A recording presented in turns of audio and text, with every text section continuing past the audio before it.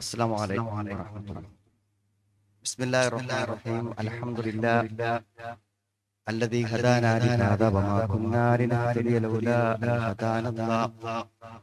اللهم صل على محمد وعلى آل محمد كما صليت على إبراهيم وعلى آل إبراهيم وبارك على محمد وعلى آل محمد كما باركت على إبراهيم وعلى آل إبراهيم إنك حميد مجيد. أما بعد فإن خير الكلام كلام الله وخير الحديث كتاب الله وخير الهدي هدي محمد صلى الله عليه وسلم وشر الأمور محدثاتها وكل محدثة بدعة وكل بدعة ضلالة. أعوذ بالله من الشيطان الرجيم. بسم الله الرحمن الرحيم. يا أيها الذين آمنوا اتقوا الله حق تقاته ولا تموتن إلا وأنتم مسلمون ولا تكونوا كالذين نسوا الله فأنساهم أنفسهم أولئك هم الفاسقون. സ്നേഹമുള്ള സഹോദരി സഹോദരന്മാരെ, സത്യവിശ്വാസികളെ, അല്ലാഹുവിനെ ജീവിക്കണമെന്ന് ഈ ഒരു ഉത്ബോധന സംസാരത്തിന്റെ ആമുഖമായും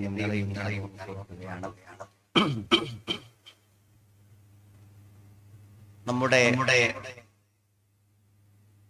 എല്ലാ ജില്ലകളിലും നമ്മൾ സംഘടിപ്പിച്ചുകൊണ്ടിരിക്കുന്ന ഫാമിലി കോൺഫറൻസ് നമ്മുടെ പാലക്കാട് വെച്ച് അതിവിപുലമായ ഫാമിലി കോൺഫറൻസ് നടന്നു.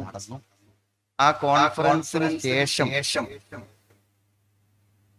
എല്ലാവരും വന്ന ഒരു ആവശ്യം കുടുംബത്തെക്കുറിച്ചും കുടുംബ ജീവിതത്തെക്കുറിച്ചും ജീവിതത്തെക്കുറിച്ചും എല്ലാം നമ്മൾ അവിടെ സംസാരിച്ചതുപോലെ എല്ലാ മഹല്ലുകളിലും എല്ലാ പ്രദേശങ്ങളിലും ഇത്തരം പ്രഭാഷണ പരിപാടികൾ ഉണ്ടാവേണ്ടതുണ്ട് എന്ന അഭിപ്രായം പരിഗണിച്ചുകൊണ്ടാണ് നമ്മൾ മഹല്ല് സമ്മേളനങ്ങൾ ആരംഭിക്കുന്നത്. ഇസ്ലാമിക് ഓർഗനൈസേഷന്റെ യൂണിറ്റുകൾ നിലവിലുള്ള എല്ലാ പ്രദേശങ്ങളിലും പല ഘട്ടങ്ങളിലായി പല സന്ദർഭങ്ങളിലായി ഈ പ്രഭാഷണ പരിപാടികൾ നടക്കും. എനിക്ക് തോന്നുന്നത് ഈ എടത്തനാട്ടുകര മണ്ഡലത്തിന്റെ മഹല്ല് സമ്മേളനങ്ങളുടെ തുടക്കമാണ് അണയങ്കോട് മഹല്ലുള്ള ഈ സമ്മേളനം എന്നാണ് ഞാൻ വിചാരിച്ചത്. എന്റെ ഇവിടെ രണ്ട് പ്രാവശ്യം പല ആവശ്യങ്ങൾക്ക് വേണ്ടി വന്നപ്പോൾ വ്യക്തിപരമായി തന്നെ ഈ മഹല്ലിലെ ആളുകൾ ഇവിടെ ഒരു പ്രഭാഷണത്തിന് വരണം സ്നേഹത്തോടുകൂടെ ആവശ്യപ്പെട്ടതനുസരിച്ചാണ് ഒരു ഡേറ്റ് ചോദിച്ചൊരു മെസ്സേജ് അയച്ചു.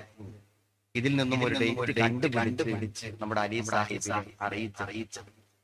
സത്യത്തിൽ ഒരു പ്രഭാഷണത്തിലുപരി നമ്മളെല്ലാവരും ഒരുമിച്ച് ചേരുകയും ഒരുമിച്ച് കാണുകയും പല പ്രശ്നങ്ങളെ കൊണ്ടും പ്രചാരണങ്ങളെ കൊണ്ടും അകന്നു പോകുന്ന മനസ്സുകളെ അടിക്കുവാനും നമ്മുടെ സ്നേഹബന്ധങ്ങളെ തിരിക്കുവാനും ദീനിന്റെ പേരിൽ ഒരുമിച്ചിരിക്കുവാനുമുള്ള അവസരങ്ങൾ ലഭിക്കുകയാണ് വിസ്ഡം ഇസ്ലാമിക് ഓർഗനൈസേഷൻ ആസൂത്രണം ചെയ്ത ഈ മഹല്ല് സംഗമങ്ങളിലൂടെ നമ്മൾ ഉദ്ദേശിക്കുന്നത്. സുഹൃത്തുക്കളെ, നമ്മളെല്ലാവരും അല്ലാഹുവിന്റെ ദീനിനെ സ്നേഹിക്കുകയും നമുക്ക് കഴിയുന്നതുപോലെ ദീനി പ്രവർത്തനങ്ങളും ആരാധനകളും നിർവഹിച്ചുകൊണ്ടിരിക്കുകയും ചെയ്യുന്നുണ്ട്. എന്നാൽ ചിലപ്പോൾ ചിലരെ എല്ലാം കാണുമ്പോൾ അവിടെ അറിവില്ലായ്മ കൊണ്ടായിരിക്കാം അവരിതൊക്കെ നിർബന്ധിതമായിട്ടാണ് ചെയ്യുന്നത് എന്ന് ഒരു പക്ഷേ തോന്നുന്നു. അങ്ങനെ നിർബന്ധിതമായി നിസ്കരിച്ചിട്ടോ ദീന്റെ കാര്യങ്ങൾ ചെയ്തു നമുക്ക് അതുകൊണ്ട് ഒരു പ്രത്യേക പ്രയോജനമൊന്നും. അങ്ങനെയാണ് ഖുർആൻ നമ്മളോട് പറയുന്നത്, ومن أراد العاجلة عجلنا له فيها ما نشاء لمن نريد ثم جعلنا له جهنم يصلاها مذموما مدحورا. ومن أراد العاجلة ജീവിതത്തെ പെട്ടെന്ന് കടന്നു പോകുന്ന ദുനിയാവിലെ ആരുദ്ദേശിക്കുന്നുവോ അജ്ജൽനാ ലഹു ഫീഹാ മാ നശാഉ ലിമൻ യുരീദ്. ആ ദുനിയാവിൽ നിന്നും അവൻ ഉദ്ദേശിക്കുന്ന ചില കാര്യങ്ങൾ അവന് നാം നൽകും. അവന് പെട്ടെന്ന് നാം ലഭ്യമാക്കും. അവന് ചിലതെല്ലാം ഉദ്ദേശിച്ചതുപോലെ അവന്റെ ദുനിയാവ് അവന് ലഭിച്ചേക്കാം. സുമ്മ ജഅൽനാ ലഹു ജഹന്നം. പിന്നീട് അവന് നാം നരകത്തെ ഏർപ്പെടുത്തി കൊടുക്കും. യസ്ലാഹാ മദ്മൂമം മദ്മൂറാ. അട്ടപ്പെട്ടവനും ആക്ഷേപിക്കപ്പെട്ടവനുമായി ആ നരകത്തിൽ അവൻ കഴിഞ്ഞുകൂടേണ്ടി വരും. അപ്പൊ ദുനിയാവ് മാത്രം കിട്ടാൻ വേണ്ടി, ദുനിയാവിന്റെ ലാഭങ്ങൾക്ക് വേണ്ടി ജീവിക്കുകയാണെങ്കിൽ ദുനിയാവിൽ ജീവിക്കുന്ന പിന്നെ നരകത്തിൽ പോയാൽ. എന്നാ സുഹൃത്തുക്കളെ, ദുനിയാവില്ല ആഖിറത്തില്ലാതായി പോകുന്ന ചില ദീനീ പ്രവർത്തകന്മാരെ, ദീനീ മനസ്സുള്ളവരെ കുറിച്ചാണ് ഞാൻ ഓർമ്മപ്പെടുത്തിയത്. നമ്മൾ വളരെ ഗൗരവത്തോടുകൂടെ ദീൻ മനസ്സിലാക്കി വേണമെന്ന് വിചാരിച്ച് ചെയ്താൽ മാത്രമേ ദീനിന്റെ ഗുണം കിട്ടൂ. വമൻ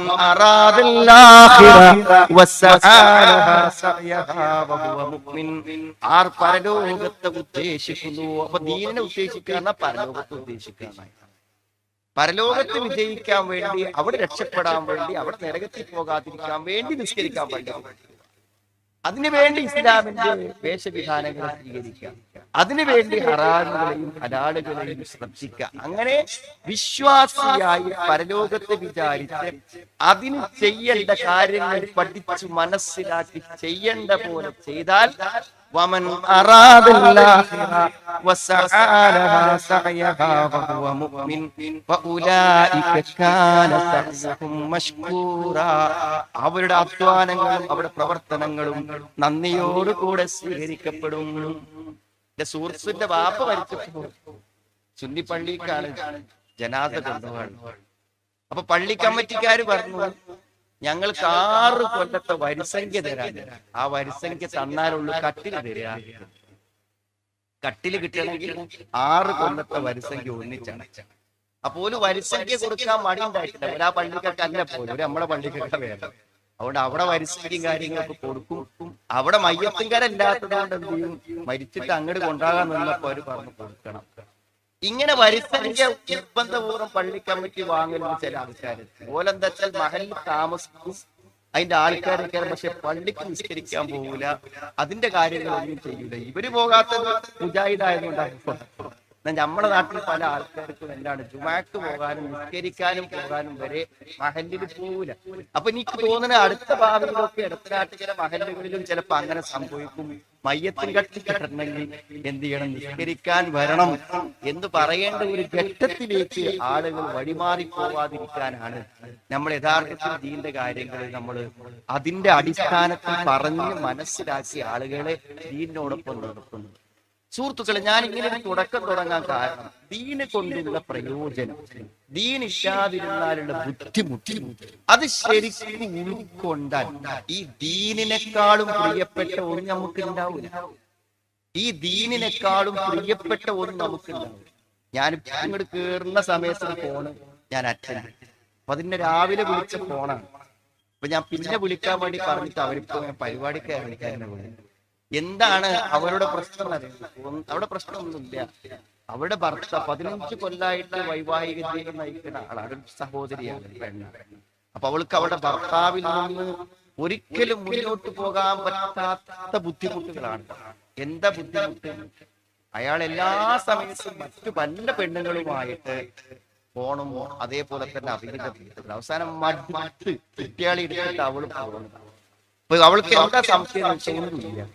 ഇതൊക്കെ ഈ ബുദ്ധിമുട്ടും പ്രയാസങ്ങളും ഒക്കെ സഹിക്കുമ്പോൾ ഇതൊക്കെ ഒന്ന് പടച്ചവനോട് പറയാൻ ഉംറക്ക് പോകും. പക്ഷെ ഇയാൾ എനിക്ക് തലാക്ക് തന്നിട്ട് വിവാഹമോചനം ചെയ്തിട്ടില്ല. അപ്പൊ എനിക്ക് ഉംറക്ക് പോകണമെങ്കിൽ അയാളെ സമ്മതം വേണം. ഇതാണ് അവരെ സമരം. ഉംറക്ക് പോകണമെങ്കിൽ സമ്മതം ചോദിച്ചാൽ തരൂല. കാരണം അയാളെ നിവർത്തില്ലാഞ്ഞിട്ട് ഇറങ്ങിപ്പോന്നു. അപ്പൊ ആലോചിച്ച് നോക്കി നിങ്ങൾ, സത്യത്തിൽ ദീൻ എന്തിനാണെന്ന് ചോദിക്കുമ്പോൾ ആൾക്കാർക്ക് മനസ്സിലാവും. ദീനാണ് സുഹൃത്തുക്കളെ ജീവിതത്തിലെ എല്ലാ പ്രശ്നങ്ങൾക്കും പരിഹാരം. ദീനനുസരിച്ച് മുന്നോട്ട് പോകാത്തവനുള്ള നഷ്ടം ചെറുതല്ല, അതേതെങ്കിലും ഒരു കാര്യത്തിൽ മാത്രം പരിമിതമാകുന്നതല്ല. നമുക്ക് അത്ര വലിയ. അപ്പൊ എന്തേ ഇവിടെ സംഭവിച്ചു? നമുക്ക് ഈ പ്രശ്നം ആലോചിച്ചിട്ട് നിങ്ങൾ രണ്ട് കാര്യം നമുക്ക് കയ്യിൽ കിട്ടി. ഒന്നെന്താന്ന് വിചാരിച്ചാൽ, എന്തേ ഭർത്താവിന് സംഭവിച്ചത്? ഭർത്താവിന് എന്ത് സംഭവിച്ചത്? അയാളുടെ ചോദിച്ചുകൂടെ എന്തിനാണ് നിങ്ങൾ, ഞാൻ ഉണ്ടല്ലോ നിങ്ങൾക്ക്, പിന്നെ എന്തിനാ നിങ്ങൾ ഈ വേറെ പെണ്ണുങ്ങൾക്കൊക്കെ ഫോൺ വിളിക്കും, ഫോട്ടോ അയച്ചോടൊക്കെ ചെയ്യണമെന്ന് ചോദിക്കുമ്പോൾ അതിനിപ്പോ എന്താ കുഴപ്പം? അതുകൊണ്ട് ഇപ്പൊ എന്താ സംഭവിക്കണത്? ഇതൊന്ന് സമ്മതിക്കുകയാണെങ്കിൽ എനിക്കിപ്പോ അങ്ങനെയൊക്കെ ചെയ്തൂടെ എന്നാണ്. ഇതൊന്ന് സമ്മതിക്കുകയാണെങ്കിൽ എനിക്ക് അങ്ങനെയൊക്കെ ചെയ്തൂടെ? ഭാര്യ സമ്മതിക്കളെ, ഭാര്യ സമ്മതിച്ചിട്ടില്ല. പിന്നെ അയാൾ പറഞ്ഞത് ഇതാരും അറിയില്ല, ഇതാരും മനസ്സിലാക്കില്ല, ഇതാർക്കും ഒരു പ്രശ്നം ഉണ്ടാക്കില്ല. എന്തിനാ വെറുതെ എനിക്ക് അത്ര ഉണ്ടാക്കുന്നത്? അണക്കുള്ളതൊക്കെ ഞാൻ തരുന്നുണ്ട്, പിന്നെ ഞാൻ ഇങ്ങനെ ചെയ്യണതൊക്കെ ഇതിങ്ങനെ ഇന്നെ ഇടങ്ങേറാക്കി തടസ്സപ്പെടുത്തണോ എന്നാണ് ചോദിക്കുന്നത്. സുഹൃത്തുക്കളെ, നമ്മൾ ആലോചിക്കേണ്ട ഏറ്റവും പ്രധാനപ്പെട്ട ഒരു കാര്യമാണ്. ആരും അറിവില്ലെന്നതാണ് പലർക്കും മാന്യമായൊരു മുഖം നിലനിൽക്കാൻ. ആരും അറിയാതെ എന്ത് തോന്നിയാസവും ആവാം എന്നാണ് പല ആളുകളും വിചാരിക്കുന്നത്.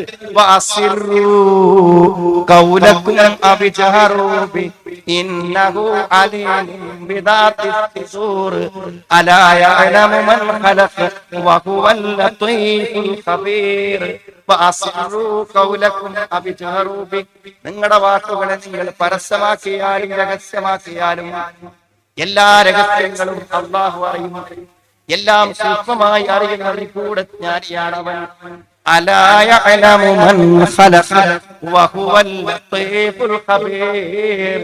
എല്ലാം സൃഷ്ടിച്ചിട്ടുള്ളവൻ, എല്ലാം സൃഷ്ടിച്ചിട്ടുള്ള റബ്ബ് എല്ലാ രഹസ്യങ്ങളും അറിയുന്നവനല്ലയോ? സുഹൃത്തുക്കളെ, സത്യം നിങ്ങൾ എല്ലാവരും മനസ്സിലാക്കണം. ദീന് കൊണ്ടുള്ള ഏറ്റവും വലിയ ഗുണം പറഞ്ഞാൽ തെറ്റുകളില്ലാതെ ജീവിക്കാൻ. പരലോകവും പടച്ചവനുള്ള വിശ്വാസത്തിലേക്ക് ഇവിടെ തെറ്റ് ചെയ്യുകയാണ്. അത് വിശ്വാസത്തിന്റെ പേരിൽ മാത്രം തെറ്റ് ചെയ്യാതെ, അതുകൊണ്ട് മാത്രമാണ് തെറ്റ് ചെയ്യാതെ. തെറ്റ് ചെയ്യാനുള്ള പ്രശ്നം എന്തോന്ന് പറയുമ്പോൾ അള്ളാഹു ഉണ്ട്, പരലോകമുണ്ട് എന്നുള്ളത് കൊണ്ടാണ് തെറ്റ് ചെയ്യുക. നമ്മളെ എത്ര ചെറുതാകട്ടെ, തെറ്റുകൾ ചെയ്യുന്നത് കൊണ്ട് നമ്മുടെ ജീവിതത്തിനുണ്ടാകുന്ന പരിക്ക്, സുഹൃത്തുക്കളെ, ഒരു പട്ടിണി കൊണ്ടുണ്ടാകുന്നതിനേക്കാളും വലിയ പരിക്ക്, ഒരു രോഗം കൊണ്ടുണ്ടാകുന്നതിനേക്കാളും വലിയ പരിക്കാണ്. നമ്മൾ പലപ്പോഴും അങ്ങനെ മനസ്സിലാക്കിയിട്ടില്ല എന്നുള്ളതാണ്. ഒരു ചെറുപ്പക്കാരൻ, ഒരു 21 വയസ്സുള്ള, അപ്പൊ അവന്റെ അമ്മ കരഞ്ഞു പിടിച്ച് അവനെ പിടിച്ചു കൊടുത്തിരിക്കുകയാണ് കഴിഞ്ഞ 2-3-4 ദിവസം. അപ്പൊ എന്ന് വെച്ചാൽ ഒരു പ്രേമം കഴിഞ്ഞ്, രണ്ടാമത്തെ പ്രേമം കഴിഞ്ഞ്, മൂന്നാമത്തെ പ്രേമവും കഴിഞ്ഞ് ഇരിക്കുകയാണ് അവൻ. അപ്പൊ ഞാൻ അവനങ്ങനെ കണ്ടപ്പോൾ ഒരു പ്രേമം മാത്രമല്ല, അവൻ ശരിക്കും ഒരു മാനസിക രോഗിയാണ്. അപ്പൊ ഒരു 21 വയസ്സായ ചെറുപ്പക്കാരൻ ഇത്ര അധികം ഒരു മാനസിക. അപ്പൊ ഞാൻ ചോദിച്ചു, നിങ്ങൾ മരുന്ന് എന്തിനും കഴിക്കും? സൈക്കാട്രിക് ഡോക്ടറെ കണ്ടോ മരുന്ന് കഴിക്കുന്നുണ്ട്. ഞാൻ ഓനെ കണ്ടപ്പോ എനിക്ക് മനസ്സിലായ എന്റെ കണക്കൂട്ടിൽ ഒരിക്കലും തെറ്റില്ല. ഒരു പെണ്ണിനെ പ്രേമിച്ചിട്ട് അത് പറഞ്ഞ് മനസ്സിലാക്കി കൊടുക്കാൻ കൊടുത്തതാണെങ്കിലും ഓൻ ഡിപ്രസ്ഡ് ആണ്, എന്നാൽ വിഷാദ രോഗി. എന്തേ ഞാൻ അവനോട് ഇങ്ങനെ ചോദിച്ച് മനസ്സിലാക്കി. സത്യം പറഞ്ഞാൽ നമ്മൾ മനസ്സിലാക്കേണ്ടത് ദീനിലൂടെ സൗഭാഗ്യവും അനുഗ്രഹവും സുഹൃത്തുക്കളെ ചെറുതല്ല. അത് നമുക്ക് തന്ന ഏറ്റവും വലിയ നിയമത്തെ നമ്മുടെ മക്കളെ, നമ്മുടെ സമ്പത്തല്ല. നിങ്ങൾ ഇന്ന് ശാന്തമായി കിടന്നുറങ്ങുന്ന വീടല്ല, അല്ലാഹു നമുക്ക് തന്ന ഈമാനും ഇസ്ലാമുമാണ്. അൽയൗമ അക്മൽതു ലക്കും ദീനക്കും വഅത്മംതു അലൈക്കും നിഅമതി വറദീതു ലക്കുമുൽ ഇസ്ലാമ ദീനാ. അൽയൗമ അക്മൽതു ലക്കും ദീനക്കും, ഇന്ന് ഞാൻ നിങ്ങൾക്ക് നിങ്ങളുടെ മതത്തെ പൂർത്തിയാക്കി തന്നിരിക്കുന്നു. അൽയൗമ അക്മൽതു ലക്കും ദീനക്കും വഅത്മംതു അലൈക്കും നിഅമതി, എന്റെ അനുഗ്രഹത്തെയാണ് ഞാൻ നിങ്ങൾക്ക് പൂർത്തിയാക്കി തന്നിരിക്കുന്നത്. ദീനിനെ പൂർത്തിയാക്കി തന്നിട്ട് അല്ലാഹു പറയുന്നത് അനുഗ്രഹം. ഏറ്റവും വലിയ അനുഗ്രഹം സുഹൃത്തുക്കളെ ദീൻ തന്നെയാണ്. ഞാൻ ചോദിച്ചു, അവനോട് നിസ്കരിക്കലുണ്ടോ? നിസ്കരിക്കലില്ല. സുഹൃത്തുക്കളെ, നിസ്കരിക്കാത്തവന് ഒരിക്കലും ഇവിടെ സമാധാനത്തോടെ ജീവിക്കാൻ പറ്റണം. നമ്മൾ അങ്ങനെ നിസ്കരിക്കുന്നവർക്ക് അത് അറിയാം. അവന്റെ ഈ മാനസിക പ്രശ്നങ്ങളുടെ ഒരു പ്രധാനപ്പെട്ട കാരണം നിസ്കരിക്കണില്ല. എന്താ നിസ്കരിക്കണില്ലെങ്കിൽ എങ്ങനെ മാനസിക രോഗിയാകാ? നിസ്കരിക്കുന്നവന് നിസ്കാരം കൊണ്ട് കിട്ടുന്ന മനസ്സമാധാനം പറഞ്ഞറിയിക്കാൻ കഴിയാതെ. ഇന്ന് നിങ്ങൾ ഇശ കഴിഞ്ഞ് ഉറങ്ങാൻ പോകുമ്പോൾ ഇന്നൊന്നും നിങ്ങൾക്ക് ചെയ്യാൻ പറ്റിയിട്ടില്ലെങ്കിൽ നിങ്ങൾ മനസ്സുകൊണ്ട് ഇങ്ങനെ പഠിച്ചു 5 വക്ത നിസ്കരിച്ചു. ഇനി നിങ്ങൾ പള്ളി പോയാൽ നിസ്കരിക്കുന്നത് ഇന്നത്തെ 5 ജമാഅത്ത് എനിക്ക് പള്ളിയിൽ നിന്ന് അതെന്നെ വലിയ സമാധാനം. ചെറിയ സമാധാനം. ഞാൻ എന്ത് ചെയ്തു? എന്റെ ജീവിതം കൊണ്ട് ഒന്നും ചെയ്തില്ല. ആ ഒന്നും ചെയ്യാത്തതിന്റെ സങ്കടം ചെറുതല്ല മനുഷ്യനെ സംബന്ധിച്ചിടത്തോളം. പണ്ഡിതന്മാര് പറയും, മരിക്കുമ്പോ 2 കാര്യം ഒപ്പുണ്ടാകരുത്. മരിക്കുമ്പോ 2 കാര്യം ഒപ്പുണ്ടാകും. ഒരു കാര്യം എന്താണ്? ഒരു കാര്യം മരണത്തിന്റെ വേദന. അതെന്തായാലും സക്രത്തുൽ മൗത്ത്, വജാഅത് സക്രത്തുൽ മൗത്ത് ബിൽ ഹഖ് ദാലിക മാ കുൻത മിൻ തഹീദ്. സക്രത്തുൽ മൗത്ത് മരണത്തിന്റെ ഒരു വേദന. അത് മഹാനായ റസൂൽ കരീം സ്വല്ലല്ലാഹു അലൈഹി വസല്ലം ഉണ്ടായിട്ടുണ്ട്. അതുകൊണ്ട് ആരും രക്ഷപ്പെടും. അതെന്തായാലും. പക്ഷെ മരണത്തിന്റെ വേദന സഹിക്കുമ്പോൾ തന്നെ മറ്റൊന്നും കൂടെ വരാൻ അത് വരരുത്. അതെന്താണ് സുഹൃത്തുക്കളെ? ഖേദം. ഇത്രകാലം ജീവിച്ചിട്ട് ഞാൻ എന്തു നേടി എന്ന് മനസ്സിനോട് ചോദിക്കുമ്പോൾ ഒന്നും നേടിയില്ലല്ലോ എന്ന് മനസ്സ് പറഞ്ഞാൽ മരണവേദനയേക്കാൾ വേദനയുണ്ട്. അത്രയാണ്. എനിക്കൊന്നും ചെയ്യാൻ പറ്റിയില്ലല്ലോ, എനിക്കൊന്നും ചെയ്യാൻ പറ്റിയില്ലല്ലോ. من قبل أن يأتي أحدكم الموت فيقول رب لولا أخرتني إلى أجل قريب فأصدق وأكن من الصالحين. റബ്ബേ, ഒരല്പസമയം എനിക്ക് തരണം. നീ അനുവദിച്ചു തന്ന ജീവിത കാലഘട്ടം കൊണ്ട് നിന്നിലേക്ക് തിരിച്ചു വരാനുള്ള ഒന്നും ഞാൻ ചെയ്തു വെച്ചിട്ടില്ല. അതുകൊണ്ട് ഒരല്പസമയം എനിക്ക് തന്നാൽ വേഗത്തിൽ ചെയ്യാവുന്ന, എളുപ്പത്തിൽ ചെയ്യാവുന്ന നന്മയാണല്ലോ സ്വതക്ക. അതുകൊണ്ട് പെട്ടെന്ന് എന്റെ സമ്പത്തിൽ നിന്നൊരു വിഹിതം ഞാൻ നിനക്ക് തന്നിരിക്കുന്നു എന്ന് പറയാനുള്ളൊരു സമയം, നന്മ പ്രവർത്തിച്ചവരിൽ പെടാൻ ഒരു സ്വതക്ക തരാനുള്ളൊരു സമയം എനിക്ക് അനുവദിക്കണേ എന്ന് പറയുന്നത് ഖേദം കൊണ്ടാണ്. പശ്ചാത്തപിച്ചില്ലല്ലോ പടച്ചോനെ ഞാൻ ആ തെറ്റിൽ. എനിക്ക് എത്ര രാത്രികൾ കിട്ടി, എത്ര സമയം കിട്ടി, ഒന്ന് തൗബ ചെയ്തിട്ടില്ല ഞാൻ മര്യാദ. അതുകൊണ്ട് എനിക്കൊരു ചെറിയ താമസം തരണം എന്ന് പാടാണ്. അപ്പൊ സുഹൃത്തുക്കൾ, 5 നേരം നിസ്കരിക്കുന്നത് കൊണ്ട് കിട്ടുന്ന മനസ്സമാധാനം അത് വാക്കുകൊണ്ട് പറഞ്ഞ പാടില്ല. അത് വല്ലാത്തൊരു സമാധാനം. പിന്നെ മാത്രല്ല, ഈ നിസ്കാരം നമ്മൾ നിർവഹിക്കുമ്പോൾ കിട്ടുന്ന ഒരു ആത്മനിർവൃതി എന്താണ്? ഞാൻ എപ്പോഴും പറയാറുണ്ട്, ഈ ഫോൺ വിളിച്ച് സങ്കടങ്ങൾ പറയുന്ന ആൾക്കാരൊക്കെ സങ്കടം പറയാൻ തുടങ്ങുമ്പോഴേക്ക് നമുക്ക് മനസ്സിലാവും ഒരു പ്രശ്നം. പക്ഷെ നമ്മൾ ഓരോന്നും പറയും. എത്ര നേരമാണ് ഫോണിലൊക്കെ കേൾക്കാൻ പറ്റുക? എത്ര നേരം ആന്ന് പറഞ്ഞാൽ മതി, നമ്മൾ കേൾക്കും. നല്ല ശ്രദ്ധിച്ച് കേൾക്കും. എന്തിനാ കേൾക്കുന്നത്? നിങ്ങൾ പറഞ്ഞാ തീരും പകുതി, പറഞ്ഞാ തീരും പകുതി. അതുകൊണ്ട് നമ്മൾ പറയണം, പടച്ചോനോട് പറയാറ്,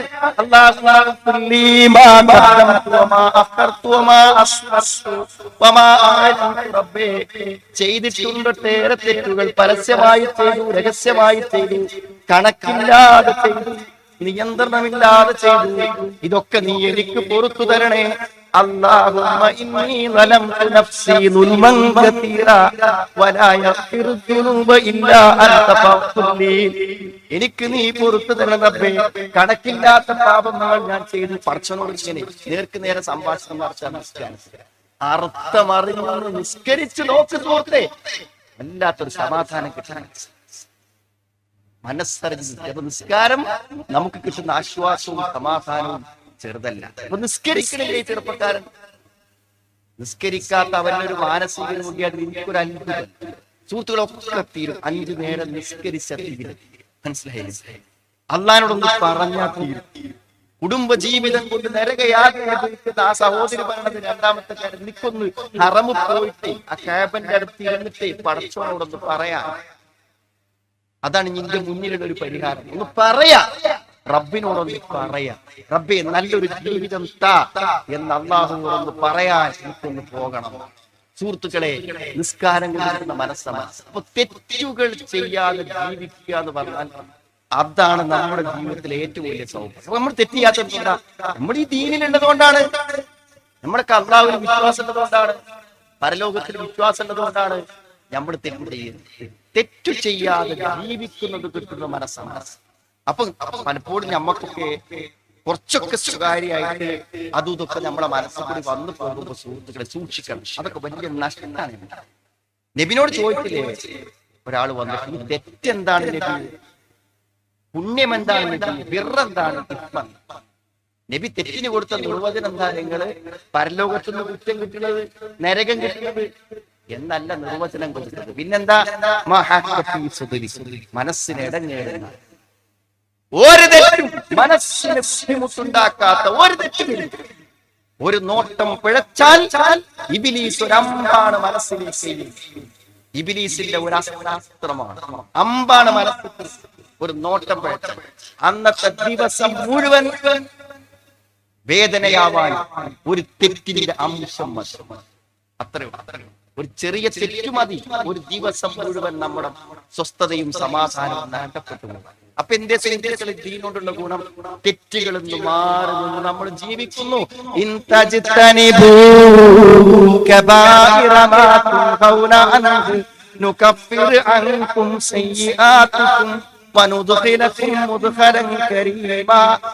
വൻപാപങ്ങൾ നിങ്ങൾ ഉപേക്ഷിക്കുകയാണെങ്കിൽ ചെറുദോഷങ്ങൾ നിങ്ങൾക്ക് ഞാൻ പുറത്തു തരാം.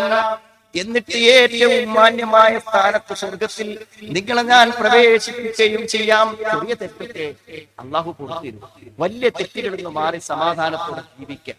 അപ്പൊ സുഹൃത്തുക്കളെ, ദീൻ എന്തിനാണ്? പള്ളിക്കമ്മറ്റിനെ ബോധ്യപ്പെടുത്താനാണ്, മയ്യത്ത് കട്ടിൽ കെട്ടാനല്ല, പള്ളി മക്കാമിലാരുടെ മണ്ണ് മറവ് ചെയ്യാൻ നമുക്ക് ലഭിക്കാനില്ല. നമ്മൾ മരിച്ചാൽ എവിടെയെങ്കിലും നമ്മളെ മറവ് ചെയ്യും. നമ്മൾ അറിഞ്ഞില്ലെങ്കിലും അത് മറവ് ചെയ്തിരിക്കും. അതിന്റെ ബുദ്ധിമുട്ട് ഞമ്മക്കല്ല. ഇവിടെ ജീവിച്ചിരിക്കുന്ന ആളുകൾക്കാണ് അതുകൊണ്ട് ബുദ്ധിമുട്ട്. അവിടെ ഒരു മറവ് ചെയ്യും. എവിടെ മറവ് ചെയ്യാനും അള്ളാഹുവിന്റെ അടുക്കൽ നമ്മൾ സ്വീകരിക്കപ്പെട്ടിട്ടുണ്ടെങ്കിൽ നമുക്ക് എവിടെ കടന്നാലും ഒന്നും പേടിക്കാൻ. അതിനെപ്പറ്റി ഉൾക്കൊണ്ട് ദീന് കൊണ്ട് ജീവിക്കുക എന്നുള്ളതാണ്. പിന്നെ നിങ്ങളെന്ന് ആലോചിച്ചോക്കാണ് സുഹൃത്തുക്കളെ, ദീന് കൊണ്ട് നമുക്ക് കിട്ടുന്ന ഉപകാരം. ദീന് കൊന്നും കൂടി അടുക്കാൻ വേണ്ടി പറയാം. ഞാൻ പറയാ, അള്ളാഹുവിന്റെ ഒരു ബർക്കത്തില്ലാതെ സുഹൃത്തുക്കളെ ഒന്നും നടക്കില്ല. നിങ്ങളിപ്പോ വയലിനാണ്, നിങ്ങളെ വീട്ടിൽ നിന്ന് ബുദ്ധിമുട്ടൊന്നുമില്ലാതെ ഈ വയലിനൊക്കെ എത്തണമെങ്കിൽ വീട്ടിൽ നിന്ന് ഇറങ്ങുമ്പോ അള്ളാഹിനെ ഓർമ്മിച്ച് ചോദിച്ച് ബിസ്മില്ലാഹി തവക്കൽതു അലല്ലാഹ് പറഞ്ഞിട്ട് അള്ളൊരു കുരുത്തം തരും. അല്ലെങ്കിൽ ചിലപ്പോൾ നിങ്ങൾ തിരിച്ചു പോണ്ടി, അല്ലെങ്കിൽ വയൽ തുടങ്ങിയിട്ട് പിന്നെ തിരിച്ചു പോകും. ചിലപ്പോൾ ഇങ്ങോട്ട് എത്തില്ല. അതിലിടയ്ക്ക് ഒരു ഫോണ് ഒന്ന് പെട്ടെന്ന് ഇടനെ പോരണൊക്കെ ഇങ്ങോട്ട് വിട്ട വണ്ടി നമ്മൾ അങ്ങോട്ട് തിരിച്ചു പോകണം ചെയ്യും. അള്ളാന്റെ ബർക്കത്തുണ്ടല്ലോ, ആ ബർക്കത്താണ് ജീവിതത്തിൽ മുഴുവൻ നമുക്ക് വേണ്ടത്. തബാറകല്ലദീ ബിയദിഹിൽ മുൽക്ക് വഹുവ അലാ കുല്ലി ശൈഇൻ ഖദീർ. തബാറകല്ലദീ ബിയദിഹിൽ മുൽക്ക്, അല്ലാഹുവിന്റെ പ്രത്യേകതയാണ് പറയുന്നത്. ഈ മഹാപ്രപഞ്ചത്തെ മുഴുവനും നിയന്ത്രിച്ചു കൊണ്ടിരിക്കുന്ന രാജാതിരാജനില്ലേ, ആ അധികാരം ആരുടെ കയ്യിലാണോ? തബാരക, അവൻ അനുഗ്രഹത്തിന്റെ ഉടയവനായിരിക്കുന്നു. അവൻ ഈ പ്രപഞ്ചത്തിലെ സർവചരാചരങ്ങളും കരുണയുള്ളവനാണ്. അവയ്ക്കെല്ലാം അനുഗ്രഹം നൽകുന്നവനാണ്. അതുകൊണ്ട് സുഹൃത്തുക്കളെ, തഖ്വയോടുകൂടെ അള്ളാഹുവിന്റെ കൽപ്പനകളെ സ്വീകരിച്ച് അള്ളാഹുവിന്റെ വിരോധങ്ങളെ ഉപേക്ഷിച്ച് നമ്മുടെ അറിവനുസരിച്ച് ജീവിക്കാൻ നമ്മൾ തയ്യാറാണെങ്കിൽ നമ്മളറിയാതെ നമ്മുടെ ജീവിതം സമാധാനത്തിലും സന്തോഷത്തിലും മുന്നോട്ട് പോയിക്കൊണ്ടിരിക്കും. എന്നാൽ അള്ളാഹുവിനെ മറന്ന് അള്ളാഹുവിനെ സൂക്ഷിക്കാതെ നമ്മുടെ സാമർത്ഥ്യവും ശമ്പളവും അക്കൗണ്ടും കഴിവും സ്വാധീനവും ഒക്കെ ഉപയോഗിച്ചുകൊണ്ട് ഞാൻ ജീവിച്ചു കൊള്ളാം, ബുദ്ധിമുട്ടുകൾ ഞാൻ തന്നെ പരിഹരിച്ചു കൊള്ളാം, രോഗങ്ങളൊക്കെ ഞാൻ തന്നെ ചികിത്സിച്ചു കൊള്ളാം, അങ്ങനെ ഒരു പൊരുത്തവും എനിക്ക് ആവശ്യമില്ലെന്ന് മനസ്സ് പറയുന്നുണ്ടോ? എങ്കിലോർത്തോ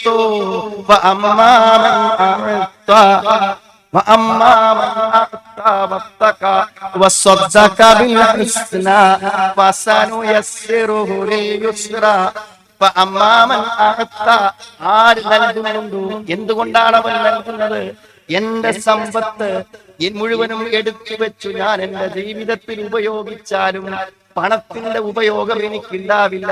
പണത്തിനൊരു ബർക്കത്ത് കിട്ടണമെങ്കിൽ നിശ്ചിതമായ ഒരു വിഹിതം ആവശ്യക്കാരൻ ഞാൻ നൽകിയിരിക്കണം. അങ്ങനെ നിന്റെ സമ്പത്ത് നിനക്ക് മാത്രം ഉപയോഗിക്കാതെ മറ്റുള്ളവർക്ക് കൂടെ തഖ്വയുടെ അടിസ്ഥാനത്തിൽ നീ കൊടുക്കുന്നുണ്ടെങ്കിൽ ഇതെന്റെ റബ്ബ് ചെയ്യാൻ പാടില്ലെന്ന് പറഞ്ഞതാണ്. ഇതെന്റെ റബ്ബ് ചെയ്യാൻ എന്നോട് പറഞ്ഞതാണ് എന്ന സൂക്ഷ്മതയും നിനക്കുണ്ടെങ്കിൽ എന്തെല്ലാം അവൻ സത്യപ്പെടുത്താൻ വേണ്ടി നിന്നോട് പറഞ്ഞിട്ടുണ്ടോ അതൊക്കെ ശരിയായി സത്യപ്പെടുത്തി തൗഹീദോടെ പരലോക വിശ്വാസത്തോടെ ജീവിച്ചാൽ ഏറ്റവും എളുപ്പമുള്ളതിലേക്ക് അവനെ ഞാൻ എളുപ്പത്തിലെത്തിക്കും. ജീവിതം തടസ്സപ്പെട്ട് കിടക്കുന്നുണ്ടോ? ജീവിതത്തിൽ പ്രതിസന്ധികൾ വഴിമുടക്കുന്നുണ്ടോ? ജീവിതത്തിൽ അനുഗ്രഹങ്ങൾ നിരാകരിക്കപ്പെട്ടു പോയോ? വീട്ടിലെന്നും പ്രശ്നമാണെന്ന് തോന്നുന്നുണ്ടോ? പരീക്ഷണങ്ങൾ മേൽക്കുമേൽ വന്നുകൊണ്ടിരിക്കുന്നുണ്ടെന്ന് തോന്നുന്നുണ്ടോ? സുഹൃത്തുക്കളെ, പരിശോധിക്കണം. നാം നമ്മുടെ പണം നല്ലതിന് കൊടുക്കുന്നുണ്ടോ? നമ്മുടെ ജീവിതത്തിൽ നമ്മൾ സൂക്ഷ്മത പാലിക്കുന്നുണ്ടോ? അല്ലാഹുവിനുള്ള ഈമാൻ ശരിയായി നമുക്ക് പൂർത്തിയായിട്ടുണ്ടോ എന്ന് പരിശോധിക്കണം. بخل واستغنى وكذب بالحسنى فسنيسره للعسرى. ആര് പിശുക്ക് കാണിച്ചു? പണം മുഴുവനും ശേഖരിച്ചു വെച്ച് ഇതുകൊണ്ട് എന്റെ എല്ലാ പ്രശ്നങ്ങളും തീരും. അയൽവാസി രോഗിയായി കിടക്കുമ്പോൾ, ഭക്ഷണത്തിന് ഗതിയില്ലാത്തവർ കൈനീട്ടി വരുമ്പോൾ, ഹോസ്പിറ്റലിലെ ബില്ലടക്കാൻ 5000 രൂപ വായ്പ തരണേ, സമയത്ത് തരുമെന്ന് പറയുമ്പോൾ ആർക്കും ഒന്നും നൽകാതെ എന്റെ സമ്പത്ത് കൊണ്ട് എന്റെ ജീവിതം ഞാൻ ഐശ്വര്യമാക്കി കൊള്ളാമെന്ന് വിചാരിച്ച് നീ പിശുക്ക് കാണിക്കുന്നുണ്ടോ? അമ്മാമൻ ബഖില വസ്തഗന. എന്ത് നിയമങ്ങൾ കേട്ടാലും എന്ത് പ്രസംഗങ്ങൾ കേട്ടാലും ഇപ്പൊ പോകുന്ന പോലെ ഞാൻ പോകൂ, എനിക്കിതൊക്കെ മതി എന്നുള്ള വിചാരത്തോടുകൂടെ ഒരു മാറ്റത്തിനും തയ്യാറല്ലാതെ ഇസ്തിഗ്നാഓടുകൂടെ സ്വയം പര്യാപ്തതയോടുകൂടെ ഒന്നിനെയും പരിഗണിക്കാതെ ജീവിച്ചു പോകുന്നുണ്ടോ? ഏറ്റവും ശരിയായതിനെ കളവാക്കുകയും ചെയ്യുന്നുണ്ടോ? ഏറ്റവും ഞെരുക്കമുള്ളതിലേക്ക് അവനെ ഞാൻ എളുപ്പമെത്തിക്കും. ഏറ്റവും ബുദ്ധിമുട്ടിൽ നിന്ന് ബുദ്ധിമുട്ടിലേക്ക് അവൻ നിരന്തരം എത്തിക്കൊണ്ടിരിക്കും. അതുകൊണ്ട് സുഹൃത്തേ, സഹോദര, നമ്മുടെ ജീവിതത്തിൽ അല്ലാഹുവിന്റെ ബർക്കത്ത് വേണം. നീ എത്ര പണക്കാരനാണെങ്കിലും നിന്റെ വീട്ടിൽ അല്ലാഹുവിന്റെ ബർക്കത്ത് ഇറങ്ങിയില്ലേ, നിന്റെ വീട്ടിലെ എത്തിക്ക് നിന്നെ തണുപ്പിക്കാനാവില്ല. നിന്റെ മക്കളിൽ നിന്ന് നിനക്കൊരു കുരുത്തം ലഭ്യമല്ല.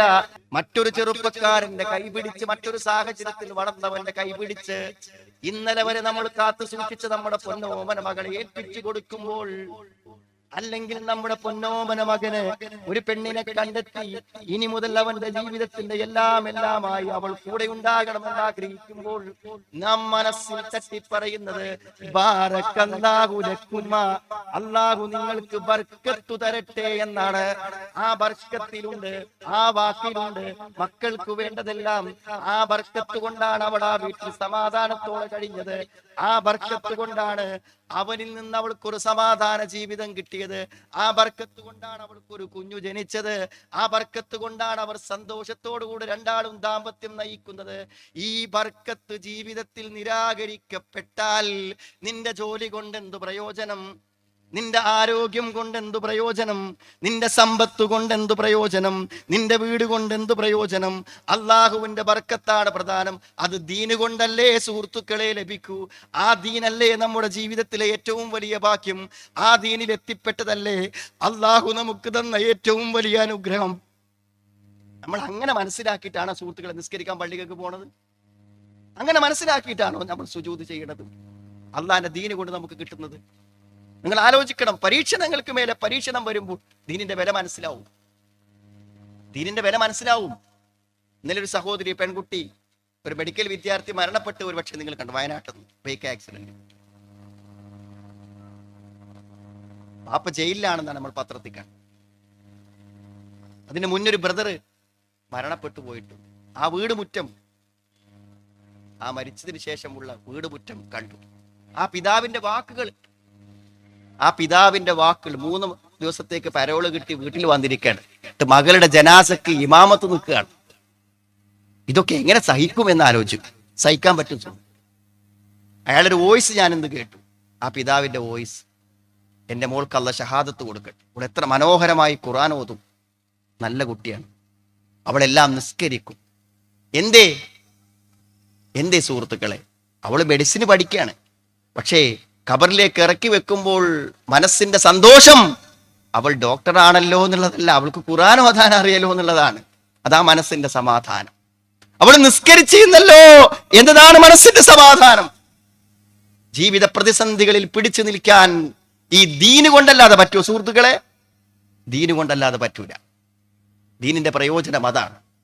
എന്ത് വലിയ ബുദ്ധിമുട്ടുകൾ മേൽക്കുമേൽ വന്നാലും എന്താ വിശ്വാസി വിചാരിക്കാറ്? ഓ, പടച്ചോൻ എന്നെ ഇഷ്ടയിക്കണോന്നാ വിചാരിക്കുക. നമ്മളൊക്കെ തിരിച്ചാ ചിന്തിക്കല്. ഉമ്മാക്ക് അസുഖമായി, ചികിത്സിച്ചിങ്ങനെ ഏകദേശം ബില്ലിങ്ങനെ കടം വീട്ടി വന്നപ്പോ ഭാര്യക്ക് അസുഖമായി, അപ്പൊ മോക്ക് അസുഖമായി. അപ്പൊ നമ്മളെന്താ വിചാരിക്കുക? എന്താ പത്രകാലം നിസ്കരിച്ച് ഉംറക്ക് പോയി ഹജ്ജിന് പോയിട്ട് ഇപ്പൊ എന്താ ഇതൊക്കെ എങ്ങനെ എന്നേ ചിന്തിച്ചു. അത് ദീൻ അറിയാഞ്ഞിട്ട സുഹൃത്തുക്കൾ.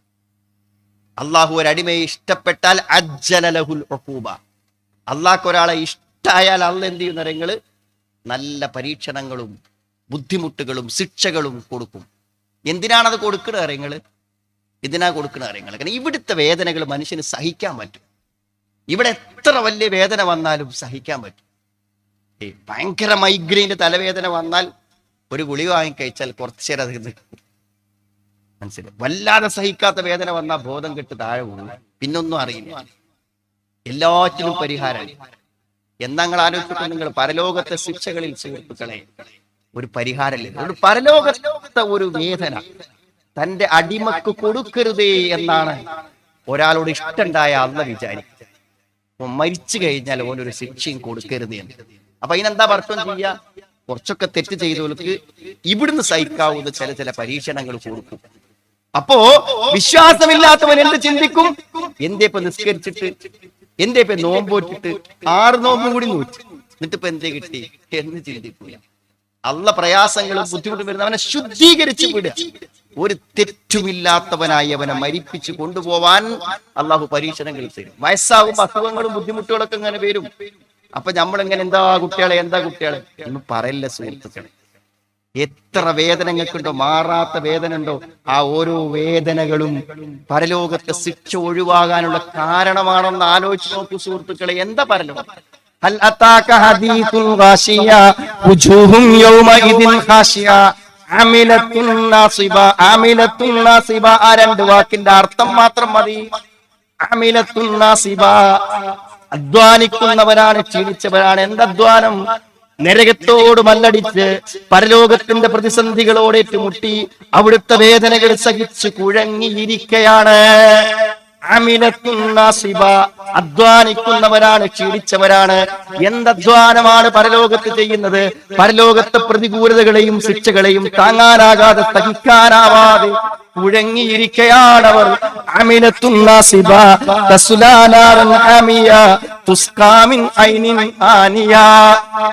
ചുട്ടുപൊള്ളുന്ന നരകത്തിലേക്കാണ് പ്രവേശനം.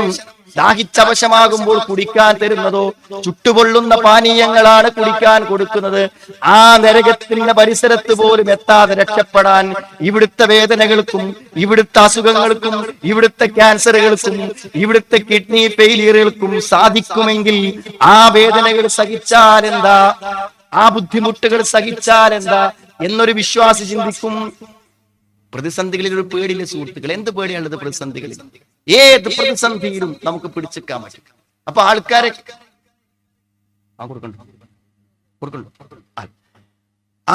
ഒരു വിചാരം എന്താന്ന് വിചാരിച്ചാൽ, എന്തെങ്കിലും ഒരു ഇടങ്ങേറ് വന്നാൽ ഒരു വിചാരിക്കുക ഇതൊക്കെ ഇപ്പൊ എന്താ വെച്ചാൽ ഇല്ല, ഞാൻ എന്തെങ്കിലും തെറ്റ് ചെയ്തിട്ടാണ് എനിക്ക് വരുന്നത്, അല്ലെങ്കിൽ പടച്ചോനെ ഇഷ്ടമല്ലാഞ്ഞിട്ടാ വരുന്നത്. അപ്പൊ സുഹൃത്തുക്കളെ, നമ്മളൊക്കെ ഇപ്പൊ ഈ കേട്ടതും പഠിച്ചതും പരിഭാഷ വായിച്ചതും ഒക്കെ എന്താ? ഞാനിപ്പോ അതാണ് ആലോചിക്കുന്നത്. ലോകത്ത് ഏറ്റവും പ്രഗത്ഭരല്ലേ സുഹൃത്തുക്കളെ പ്രവാചകന്മാർ? അവരെക്കാളും മഹാന്മാരാരാ?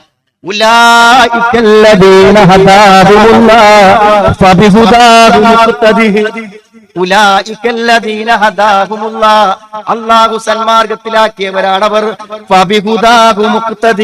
അവരുടെ മാർഗമാണ് പിന്തുടരേണ്ടത്. ഈ മഹാന്മാരാണ് സുഹൃത്തുക്കളെ. ഞാൻ ഈ പറയുന്ന വിഷമം പ്രവാചകന്മാർക്ക് വന്ന വിഷമം നമുക്ക് ആർക്കെങ്കിലും വന്നിക്കണം? അയ്യൂബ് നബിനെ വഴിയിൽ ഉപേക്ഷിച്ച് പോവുകയാണ് ഭാര്യ. വഴിയിൽ ഉപേക്ഷിച്ച് പോവുക, അടുത്ത് നിൽക്കാൻ പറ്റാൻ. അതിലേറൊക്കെ വലിയ പരീക്ഷണം രോഗം കൊണ്ട് എന്താ വരാനുള്ളത് സുഹൃത്തുക്കളെ? ഞമ്മക്കൊക്കെ ഇനി എന്ത് വന്നാലും നമ്മളെ മലവും മൂത്രവും നോക്കി നമ്മുടെ പേരക്കുട്ടികളോ മക്കളോ ഭാര്യയോ മരുമക്കളോ ആരെങ്കിലും ഒക്കെ അടുത്തുണ്ടാവൂലേ? സ്വന്തം ഇതൊക്കെ എന്തിനാ സുഹൃത്തിലെ പറഞ്ഞു തരുന്നത്? ആർക്കത് വരുന്നത്? ഒരു പ്രവാചകൻ. അപ്പൊ പഠിച്ചോന് ഇഷ്ടമല്ല എന്നിട്ടാ? പഠിച്ചോ ശിക്ഷിക്കാൻ വേണ്ടിയിട്ടാ?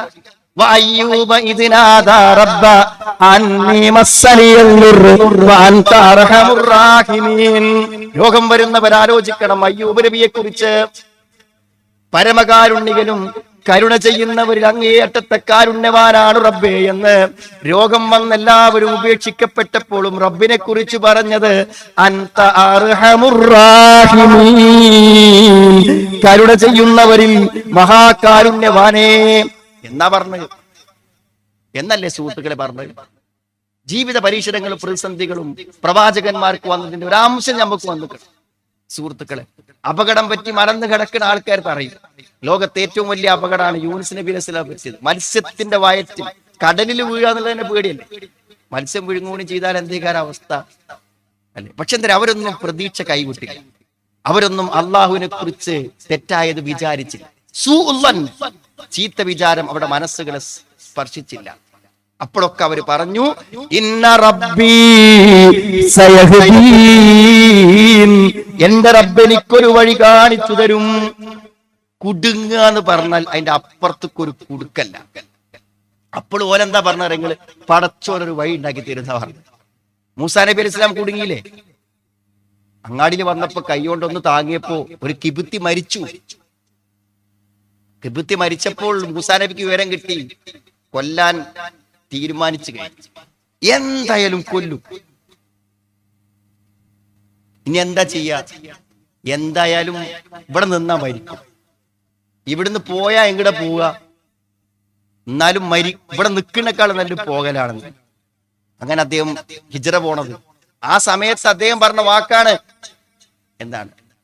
അസാ റബ്ബി അൻ യഹ്ദിയനി സവാഅസ് സബീൽ, എന്റെ റബ്ബ് എനിക്കൊരു ശരിയായ വഴി കാണിച്ചു തന്നേക്കാം.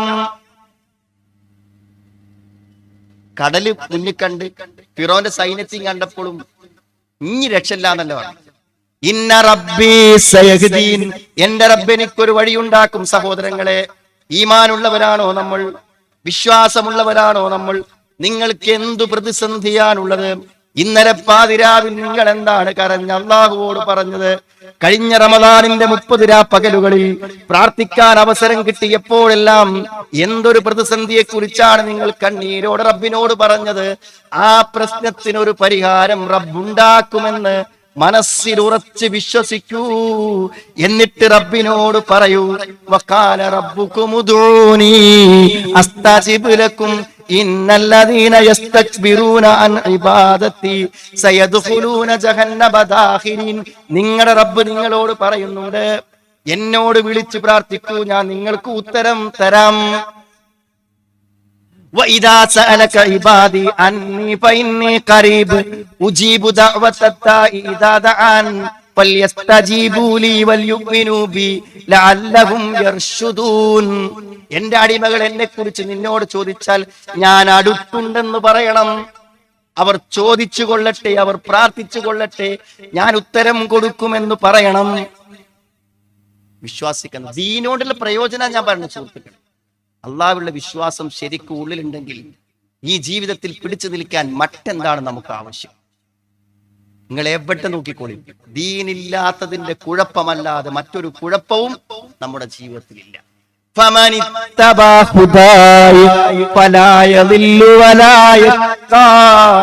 എന്റെ ഹിദായത്തിനെ, എന്റെ മാർഗദർശനത്തെ ആര് പിൻപറ്റുന്നുവോ ഫലായലില്ലു, അവൻ വഴിതെറ്റിപ്പോകയില്ല. അവൻ കഷ്ടപ്പെടുകയും ഇല്ല. ഫലായലില്ലു വലായഷ്ക, അവൻ വഴിതെറ്റിപ്പോകയില്ല. വലായഷ്ക, അവൻ കഷ്ടപ്പെടുകയും ഇല്ല. കഷ്ടപ്പെട്ടു പോകും, വഴിതെറ്റിപ്പോകും ചെയ്യൂല.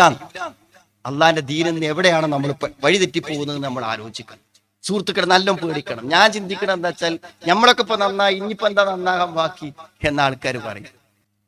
തൗഹീദിന് വേണ്ടി രാപ്പകലില്ലാതെ പ്രസംഗിച്ചും സംവാദം നടത്തി നടക്കുന്ന ആളുകള് ശിർക്ക് ചെയ്യുന്നവരും അള്ളാഹു അല്ലാത്തവരെ വിളിച്ചു പ്രാർത്ഥിക്കുന്നവരും ജിന്നിനോട് പ്രാർത്ഥിച്ചാൽ ശിർക്കല്ല എന്ന് പറയുന്നവരുമാണെന്നൊക്കെ നാട്ടിൽ പ്രസംഗിക്കില്ല. മൈക്ക വെച്ച് ക്ലിപ്പൊക്കെ ഇട്ടിട്ട് വലിയ വലിയ ഉസ്താദുമാരും പണ്ഡിതന്മാരും വന്ന് പ്രസംഗിക്കുന്നിടത്തേക്ക് എത്തിയില്ല കാര്യം. അതെന്തോ ആവട്ടെ, അത് പറയുന്നവര് പടച്ചോന്റെ അടുത്ത് മറുപടി പറയേണ്ട കാര്യമാണ്. കാരണം അവിടെ എല്ലാ വിചാരണയും കഴിഞ്ഞിട്ടല്ലേ പടച്ചോൻ തീരുമാനിക്കുക. അപ്പോ എല്ലാ സത്യവും അല്ലാഹു യഫ്സിലു ബൈനഹും യൗമൽ ഖിയാമത്തി ബിമാ കാനൂ ഫീഹി യഖ്തലിഫൂൻ വല്ലാഹു യഫ്സിലു ബൈനഹും, അല്ലാഹു അവർക്കിടയിൽ തീരുമാനമെടുക്കും. ബിമാ കാനൂ ഫീഹി യഖ്തലിഫൂൻ, അവർ അഭിപ്രായ വ്യത്യാസത്തിലുള്ള കാര്യം. അത്രേ ഉള്ളൂ. എന്ത് അബദ്ധങ്ങളൊക്കെയാണ് സുഹൃത്തുക്കളെ തൗഹീദിന്റെ പേരിൽ പറഞ്ഞത്. ഏറ്റവും വലിയ അബദ്ധം താരങ്ങള്, ഏറ്റവും വലിയ അബദ്ധം താരങ്ങൾ നിങ്ങൾ മനസ്സിലാക്കേണ്ട ഒരു കാര്യം, ബദരീങ്ങളെ കാക്കണേ എന്നൊരാൾ വിളിച്ചു നമ്മളെ മുന്നിൽ. അപ്പൊ നമ്മളോട് പറഞ്ഞു, എടാ വിളിക്കാൻ പറ്റില്ലടാ, ശിർക്കാടാ. എന്താ എങ്ങനെ ശിർക്കാണ്? ഒരു ഓട്ടോറിക്ഷക്കാരനോട് ഓട്ടോറിക്ഷ വാർന്ന ശിർക്കാവും, തെങ്ങുമ്പോ കയറാൻ തേങ്ങടാൻ ആളെ വിളിച്ച ശിർക്കാവും. അതേമാതിരി തന്നെയല്ലേ ഇപ്പോ ഒരു ബുദ്ധിമുട്ട് വന്നപ്പോ ബദരീങ്ങളെ എന്ന് വിളിച്ചത്. അങ്ങനെയല്ല. ഈ ബദരീങ്ങൾ പറഞ്ഞാൽ ബദർ പങ്കെടുത്ത അബൂബക്കർ സിദ്ദീഖ് റളിയല്ലാഹു അൻഹു ഖത്താബ് ഈ ആൾക്കാരാണ്. ഓലപ്പച്ച് വിളിച്ച എങ്ങനെ കേൾക്കൂലല്ലോ. കേൾക്കണമെങ്കിൽ എന്തു വേണം? കാര്യകാരണ ബന്ധങ്ങൾക്കപ്പുറത്തുള്ള കഴിവ്, അഭൗതികമായ കഴിവ്, അദൃശ്യമായ കഴിവ്. അത് ഓൽക്കുണ്ടോ? ഒരു കേൾക്കണമെങ്കിൽ കാണണമെങ്കിൽ ഒരു കാണാൻ കഴിയൂല. ഓർക്ക് അഥവാ കേൾക്കാനും കാണാനും കഴിയുമെന്ന് വിശ്വസിച്ചാൽ ആ കഴിവ് അള്ളാഹുവിന് മാത്രമുള്ള കഴിവാണ്. അല്ലെ? ഈ റമദാനിക്ക് എത്ര ആൾക്കാര് ഏതൊക്കെ ഭാഷയിൽ പ്രാർത്ഥിച്ചിട്ടുണ്ടാവും, അതൊക്കെ അള്ളാഹ് കേട്ടില്ലേ? അതെത്ര ദൂരെയാണെങ്കിലും കേൾക്കൂല. എന്തൊക്കെ കാര്യങ്ങൾ പറഞ്ഞാലും കേൾക്കൂല. അങ്ങനെ കേൾക്കുന്ന പറഞ്ഞ ബദരീങ്ങൾ. ലോകത്തിന്റെ വിവിധ ഭാഗങ്ങളിൽ ഈ ശിർക്കുള്ള വിശ്വാസക്കാർ ബദരീങ്ങളെ വിളിക്കണം. അപ്പോലെ വിളിച്ചാൽ ഒരേത് ഭാഷയും തിരിയും, എവിടുന്ന് വിളിച്ചാലും കേൾക്കും എന്നാ വിശ്വസിക്കും. ഈ അഭൗതികമായ കഴിവ്, അദൃശ്യമായ കഴിവ് അള്ളാഹ്ക്ക് മാത്രമുള്ളൂ, വേറെ ആർക്കും. എന്നാൽ ഇന്ന് നമ്മൾ ആൾക്കാർ വാദിക്കാൻ തുടങ്ങി ജിന്നിന്റെയും മലക്കിന്റെയും കഴിവ് അഭൗതിക കഴിവാണ്, അദൃശ്യ കഴിവാണ്, കാര്യകാരണ ബന്ധങ്ങൾക്ക് അപ്പുറത്തുള്ള കഴിവാണ്. അതാർക്കില്ല. നമ്മൾ ഇന്നേ വരെ തൗഹീദായി പറഞ്ഞതും എല്ലാ ഖുറാഫികളോടും നമ്മൾ പറഞ്ഞത് അഭൗതികമായ കഴിവ്, അദൃശ്യമായ കഴിവ്, കാര്യകാരണ ബന്ധങ്ങൾക്ക് അപ്പുറത്തുള്ള കഴിവ് അല്ലാഹുവിന് മാത്രം എന്നാ പറഞ്ഞു. ഇപ്പൊ പുതിയ വാദം. അപ്പൊ അത് തെറ്റാണെന്ന് നമ്മൾ പറഞ്ഞു കൊടുത്തപ്പോൾ അത് തെറ്റാണെന്ന് നിങ്ങൾ പറഞ്ഞത് എന്തിനാ? ജിന്നിനെ വിളിക്കാനാണ്. അങ്ങനെയാണ് ജിന്നിനെ വിളിക്കലുണ്ടായത്. ആൾക്കാർക്ക് ഇതിന്റെ ചരിത്രമൊന്നും അറിയില്ല. അള്ളാഹ്ക്ക് മാത്രമുള്ള കഴിവ് അഭൗതിക കഴിവ്, അദൃശ്യ കഴിവ്. ഈ കഴിവ് അള്ളാഹ്ക്ക് മാത്രമുള്ളൂ എന്ന് ഇതുവരെ മുജാഹിദീങ്ങൾ പറഞ്ഞു വന്നിട്ട് നമ്മളെ മുശ്രിക്കാക്കാൻ അടുത്ത കാലത്ത് പറഞ്ഞു ജിന്നിന്റെ കഴിവും അദൃശ്യ കഴിവാണ്, ജിന്നിന്റെ കഴിവും അഭൗതിക കഴിവാണ്, ജിന്നിന്റെ കഴിവും കാര്യകാരണ ബന്ധങ്ങൾക്ക് അപ്പുറത്താണെന്ന് പറഞ്ഞ് ജനങ്ങളെ പഠിപ്പിച്ചു. അത് തെറ്റാണ്, അത് തെറ്റാണ്. ഞാനിപ്പോ സംസാരിക്കുന്നത് ഒരു മലക്ക് കേൾക്കുന്നുണ്ട് അല്ലെങ്കിൽ ജിന്ന് കേൾക്കുന്നുണ്ടെന്ന് ഒരാൾ വിശ്വസിച്ചാൽ അവ മുശ്രിക്കാവും. ഞാനിപ്പോ ഇങ്ങനെ പ്രസംഗിക്കും, അത് ഏതെങ്കിലും ജിന്ന് കേൾക്കുന്നുണ്ടാവാം അല്ലെങ്കിൽ മലക്ക് കേൾക്കുന്നുണ്ടാകാന്ന് വിശ്വസിച്ചാൽ ശിർക്കാവും. എന്നാ ബദരീങ്ങൾ കേൾക്കുന്നുണ്ടാവും വിശ്വസിച്ചാലോ ശിർക്കായി, മുഹീദ്ദീൻ ശൈഖ് കേൾക്കുന്നുണ്ടാവും വിശ്വസിച്ചാലോ ശിർക്കായി. എന്തുകൊണ്ടാ? അവർക്ക് കേൾക്കണമെങ്കിൽ കാര്യകാരണ ബന്ധങ്ങൾക്ക് അപ്പുറത്തുള്ള കഴിവ് വേണം. എത്ര സിമ്പിളാണത്. ഈ വാദത്തെ ഗണ്ണിച്ചപ്പോഴാണ് നമ്മൾ തൗഹീദിന്റെ അടിസ്ഥാന കാര്യങ്ങളിൽ സുഹൃത്തുക്കളെ വ്യതിയാനം വരിക എന്ന് പറഞ്ഞാൽ ഞാൻ പറഞ്ഞത് ദീനെന്ന് എപ്പോഴും നമ്മൾ തെറ്റിപ്പോവാം. ഏത് വിഷയത്തിലും ഇങ്ങനത്തെ ഒരു അവസ്ഥ വരാം സുഹൃത്തുക്കൾ. ഈ കൂട്ടുപ്രാർത്ഥന പരിപാടി ഒക്കെ വരും. ഖബറിന്റെ മുകളില് ഒരു കള്ളിച്ചെടി കുത്താൻ അനുവദിക്കാത്തവരാണ് സലഫികൾ. അത് ബിദ്അത്താണ്. ഒരു കള്ളിച്ചെടി ഖബറിന്റെ മുകളിൽ കിട്ടുന്നത് ബിദ്അത്താണ്. റസൂലുള്ളാഹി കാണിക്കാത്തതാണ്. കുത്ത തുടങ്ങിയില്ലേ കള്ളിച്ചെടി? ഖബറുമ്പോ എഴുതാൻ പാടില്ല. എഴുതാൻ തുടങ്ങിയില്ലേ സുഹൃത്തുക്കളെ? ഖബർ കെട്ടിപ്പോക്കാൻ പറ്റൂല. ഹോളോ ബ്രിക്സേറ്റ് ആൾക്കാർ മറൈദിന്റെ പിറ്റേന്ന് വരാൻ തുടങ്ങിയില്ലേ? എല്ലാം വരും, ഒരു സംശയവും നമുക്ക് വേണ്ട. നമ്മൾ ശരിയായി ജനങ്ങളെ പഠിപ്പിച്ച് ബോധ്യപ്പെടുത്തി കൊടുത്തില്ലെങ്കിൽ എല്ലാം വരും. നിരന്തരം നമ്മൾ ആളുകളോട് പറഞ്ഞുകൊണ്ടിരിക്കണം, നിരന്തരം നമ്മൾ ആളുകളോട് പറഞ്ഞുകൊണ്ടിരിക്കണം കാര്യം. ദീനില്ലാത്തത് കൊണ്ടുള്ള പ്രശ്നങ്ങളെ നമ്മുടെ ജീവിതത്തിലുള്ളൂ. ഈ തൗഹീദ് തെറ്റിക്കഴിഞ്ഞാൽ ജീവിതത്തിന്റെ പ്രശ്നങ്ങൾക്ക് അവസാനം ഉണ്ടാവൂല. തൗഹീദ് പിഴച്ച പിന്നെ ഒന്നുമില്ല സുഹൃത്തുക്കളെ. തൗഹീദ് ഇല്ലാത്ത ഒരുത്തനെ സംബന്ധിച്ചിടത്തോളം അവന്റെ ജീവിതത്തിൽ മറ്റൊന്നുമില്ല. അള്ളാഹുവിന്റെ ഒരു കുരുത്വം അവനുണ്ടാവില്ല. ആ തൗഹീദിൽ അടിയുറച്ച് നിൽക്കണം.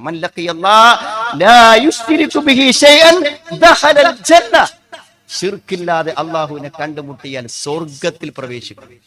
ഒരു പ്രശ്നമല്ല. ബിദ്അത്തുകൾ കടന്നു വരുന്നുണ്ട്. ബിദ്അത്തുകൾ കടന്നു വരുന്നുണ്ട്. ഞാൻ വെറുതെ പറയല്ല, ബിദ്അത്തുകൾ കടന്നു വരുന്നുണ്ട്. കാരണം ഞാൻ ഇപ്പൊ ഉദാഹരണം പറഞ്ഞു, പാല് വെച്ചിട്ടില്ലേ?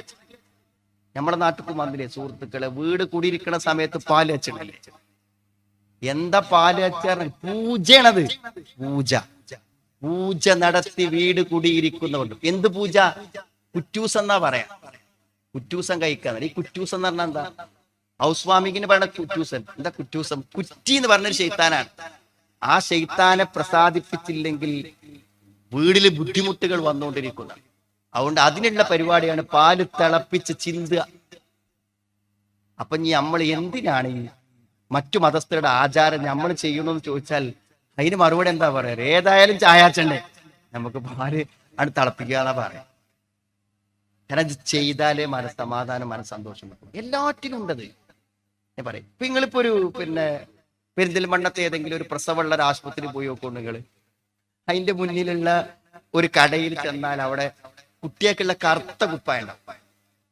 അതേപോലെ കറുത്തൊരു വള ഉണ്ടാവും. ഇത് വാങ്ങണോലെ നിങ്ങൾ അവിടെ നിന്ന് നോക്കിയാൽ മതി. മുസ്ലിങ്ങൾ വാങ്ങും, ക്രിസ്ത്യാനികൾ വാങ്ങും, ഹിന്ദുക്കൾ വാങ്ങും. അത് എവിടുന്ന് വന്നതാ? അത് സ്വഹാബത്തുനിന്ന് വന്നതല്ല, ഹദീസിന്ന് വന്നതല്ല. അതൊരു വിശ്വാസമാണ്, ശിർക്കിയായ ഒരു വിശ്വാസം. ആ കുട്ടിക്ക് ഇനി കുട്ടിനെ കാണാൻ ആൾക്കാർ ഇങ്ങനെ വരും. ആ കുട്ടിനെ കാണുന്ന സമയത്ത് കുട്ടി എന്തെങ്കിലുമൊക്കെ, ഓ നല്ലൊരു പെൺകുട്ടി, നല്ലൊരു ആൺകുട്ടി എന്നൊക്കെ ആരെങ്കിലും പറഞ്ഞു പോയാൽ അത് തട്ടാതിരിക്കാൻ ഈ കറുത്ത വളക്ക് പറ്റും, ഈ കറുത്ത കുപ്പായത്തിന് പറ്റുന്നാണ്. അല്ലാഹുമ്മ ലാ മാനി അലിമാ അഅതൈത് വലാ മുഅതി അലിമാ മനഅത് വലാ റദ്ദ ലിമാ ഖളൈത് വലാ യൻഫഉൽ ജദ്ദു മിൻകൽ ജദ്ദ് എന്ന ഓരോ നിസ്കാരം കഴിഞ്ഞ് പറയുന്ന ആൾക്കാരാണ് ഈ വളയും കുപ്പായം വാങ്ങിക്കൊണ്ട്. അല്ലാഹുമ്മ ലാ മാനി അലിമാ അഅതൈത്, നീ നൽകിയത് തടുക്കാൻ ആരുമില്ല റബ്ബേ. വലാ മുഅതി അലിമാ മനഅത്, നീ തടഞ്ഞത് വാങ്ങിത്തരാൻ ആരുമില്ല. വലാ റദ്ദ ലിമാ ഖളൈത്, നിന്റെ വിധിയെ തടുക്കാൻ ആർക്കും പറ്റൂല. വലാ യൻഫഉൽ ജദ്ദു മിൻകൽ ജദ്ദ്, ഒരു മഹാന്റെയും മഹത്വം നിന്റെ അടുക്കൽ വില പോകുകയില്ല എന്ന് പറയുന്ന ആളുകളാണ് ഇത് വാങ്ങിക്കൊണ്ടിരുന്നത്.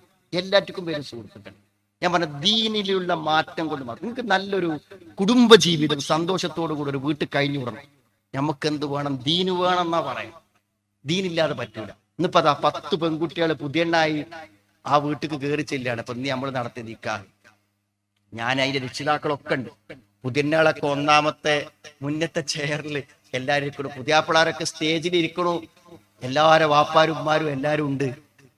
ഞാൻ പറഞ്ഞു, സഹോദരങ്ങളെ, ഈ സന്ദർഭത്തിൽ എനിക്കൊന്നും ഇങ്ങോട്ട് പറയാനുണ്ട്. ഈ 10 പെൺകുട്ടികളും 10 വീട്ടിക്ക് കയറാണ് അല്ലെ? ആ വീട്ടിൽ ചെല്ലുമ്പോൾ 2 കാര്യം ഉണ്ടായാൽ മതി. ഒന്ന്, ആ പെൺകുട്ടിനെ വളരെ മാന്യ മര്യാദയോടുകൂടെ സ്നേഹത്തോടുകൂടെ സ്വീകരിക്കാൻ അവിടുത്തെ ഉമ്മക്ക് പറ്റണം. അതെങ്ങനെ പറ്റും? ഉമ്മക്ക് എങ്ങനെ പറ്റും? അത് ദീനുണ്ടെങ്കിലേ പറ്റുള്ളൂ സുഹൃത്തുക്കളെ, ദീനുണ്ടെങ്കിലേ പറ്റുള്ളൂ. കഴിഞ്ഞ ദിവസം പീസ് റേഡിയോക്ക് ഒരു പെണ്ണ് എഴുതി ചോദിച്ചതാണ്, ഇന്റെ അമ്മായിമണ്ടല്ലോ 3 മണിക്ക് നീക്കും, 4:30 വരെ തഹജ്ജുദാണ്, ഒരൊറ്റ ക്ലാസ് മുടക്കൂല, എല്ലാ ക്ലാസ്സിലും ഉണ്ടാവും, കരഞ്ഞ് പ്രാർത്ഥിക്കും, വായ തുറന്നാൽ പച്ചത്തെറിയെ പറയും. ഇന്റെ പ്രശ്നം എന്താ? ഈ കുട്ടികളെ കൂട്ടിയിട്ട് ഇവിടുന്ന് പോയില്ലെങ്കിൽ ഇന്റെ കുട്ടികൾ ഈ തെറി പഠിക്കും. ഉമ്മാന്റെ ഈ തെറി പഠിക്കും. വാപ്പാനൊക്കെ ഉമ്മ കൈകാര്യം ചെയ്യുന്നത് കണ്ടാൽ നോക്കി നിൽക്കാൻ നമ്മളെ കൊണ്ട് പറ്റൂല. ഒരു ബഹുമാനമുള്ള ഒരു ആദരവും. അപ്പൊ ആ സ്ത്രീന്റെ സംശയം പീസ് റേഡിയോയിലെ കഴിഞ്ഞ ലൈവില് ചൊവ്വാഴ്ച ചോദിച്ചാണ്, നിങ്ങൾ കേട്ടോ എനിക്കറിയില്ല. അപ്പോ അതില് ഈ തഹജ്ജുദൊക്കെ നിസ്കരിക്കണ ഖുർആൻ ക്ലാസ്സിനൊക്കെ പോണോര് ഇങ്ങനെ ആകണമെന്നാ ആ സംശയം. ഇന്റെ ഇടങ്കേറിന് എന്താ പരിഹാരം എന്നല്ല മരോട് ചോദിക്കണേ. ഇങ്ങനെയൊക്കെ നിസ്കരിക്കുന്ന ആൾക്കാരും ഇങ്ങനെ ആകുമെന്ന്. സുഹൃത്തുക്കളെ, ദീന് എന്ന് പറയണത് ഇതല്ല. ദീന് നമ്മുടെ ജീവിതത്തെ സ്വാധീനിക്കണം. ഞാൻ പറഞ്ഞില്ലേ, അൽ മുസ്ലിമു മൻ സലിമൽ മുസ്ലിമൂന മിൻ ലിസാനിഹി വയദിഹി. നിങ്ങളുടെ മരുമകൾ നിങ്ങളുടെ വേദനകളെയും പീഡനങ്ങളെയും കുറിച്ച് മനസ്സിൽ വേദനയോടെ കഴിയുന്നുണ്ടെങ്കിൽ നിങ്ങളെ മുസ്ലിം എന്ന് വിളിക്കാമോ? ആ അമ്മായിമാനെ മുസ്ലിം എന്ന് വിളിക്കാൻ പറ്റും? മുസ്ലിം എന്ന് വിളിക്കാൻ പറ്റും. അൽ മുസ്ലിമു മൻ സലിമൽ മുസ്ലിമൂന മിൻ ലിസാനിഹി വയദിഹി. നാവിൽ നിന്നും കയ്യിൽ നിന്നും ഇന്നെ ഒരാൾ നാവോണ്ടോ കൈയോണ്ടോ ദ്രോഹിക്കുന്നുണ്ടെങ്കിൽ അയാൾ മുസ്ലിം അല്ല. എത്ര ക്ലിയർ ആണ് സുഹൃത്തുക്കളെ ഇസ്ലാമിന്റെ കാര്യം. ആ വിശ്വാസം കൊണ്ട് ഞാൻ ഈ കുട്ടിനെ ഉപദ്രവിക്കാൻ പാടില്ല, ഈ കുട്ടിക്ക് എന്നെ കൊണ്ടൊരു ഇടങ്ങേറുണ്ടാകാൻ പറ്റും എന്ന് വിചാരിക്കാൻ കഴിയണ്ടേ സുഹൃത്തുക്കളെ മനസ്സുകൊണ്ട്? മരുമക്കളും അങ്ങനെ തന്നെ. മരുമക്കളും ഒരു വീട്ടിൽ ചെന്നാൽ കഷ്ടപ്പാടന്നെയാണ്. അല്ലാന്നിപ്പോ ആരാ പറഞ്ഞു? നമ്മളെല്ലാരും പാടെ ഇന്ന് താമസിക്കുന്ന വീട്ടിൽ നിന്ന് ഇതേ ആൾക്കാർ വേറൊരു നാട്ടിൽ ഒരു വീട്ടിക്ക് മാറിയാൽ പോലും നമുക്ക് കഷ്ടപ്പാടുണ്ട്.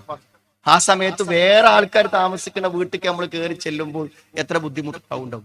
പക്ഷെ സഹോദരിമാരെ, അതൊക്കെ ഒരു താൽക്കാലികമായ ഒരു സഹനം മാത്രമാണ്. അത് നമ്മൾ സഹിക്കണം. എന്തിനാ നമ്മൾ സഹിക്കണത്?